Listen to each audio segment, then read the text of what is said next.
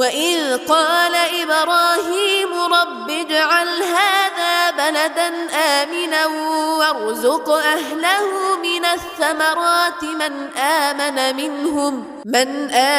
منهم بالله واليوم الآخر قال ومن كفر فأمتعه قليلا ثم أضطره إلى عذاب النار وبئس المصير.